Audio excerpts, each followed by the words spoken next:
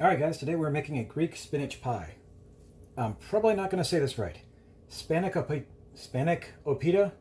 Whatever. Alright. Spanakopita, I think. But yeah, we're just going to call it Greek spinach pie. Alright, so we have 36 ounces of spinach, strained well, a little bit of moisture left, that's fine. So, we're going to start with 1 tablespoon of garlic powder, onion powder, and Italian seasoning. Then we have 1 tablespoon of chopped green onions and 2 tablespoons of stevia. It's really going to make that spinach flavor pop. All right, we have got a 3-ounce package of feta cheese that I get from the Dollar Tree. It is real cheese, feta cheese, pasteurized milk. Yeah, it's real cheese. So you don't have to buy a big package just to use a small amount. This is the perfect size for this dish. All right. It is freezable, as you can see, so you can buy it in a big bulk when you find it, and you can, save it in the freezer for as long as you need, like regular cheese. All right, we've also got 3 tablespoons of Parmesan cheese and 1/4 cup of sour cream.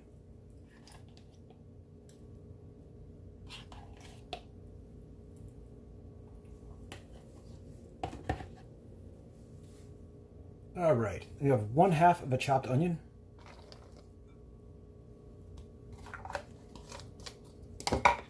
And we have 2 eggs.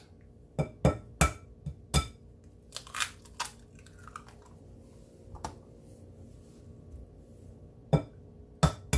don't have to worry about being messy because this has to be hand mixed. So go ahead and get dirty, don't worry about it. All right. Well, I'm going to break these up and get this hand mixed, and I will cut to that. It's going to take a minute, so I'll cut to you then. All right, guys, that is mostly mixed. I'm going to add about 1 tablespoon of extra virgin olive oil.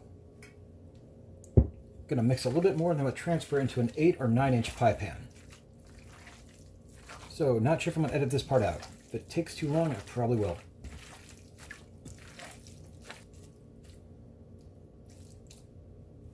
All right, guys, that is well mixed. I'm going to move things around a little bit.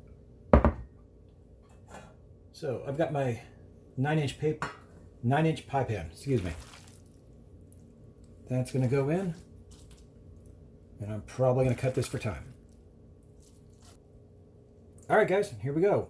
There's our Greek spinach pie, Spanakopita. I think I'm saying it right. Very good chance not. So I'm going to put this in my air fryer for about a half hour, and I'm going to keep an eye on it after 20 minutes. And probably about 22, 23 minutes, it's going to start to brown. And that's what I'm looking for.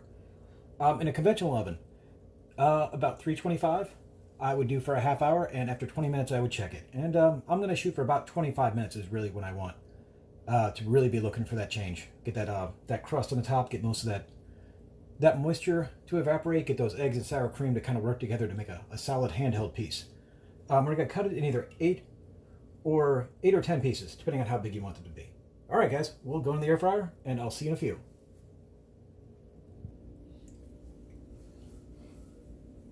All right, guys, here is our spinach pie.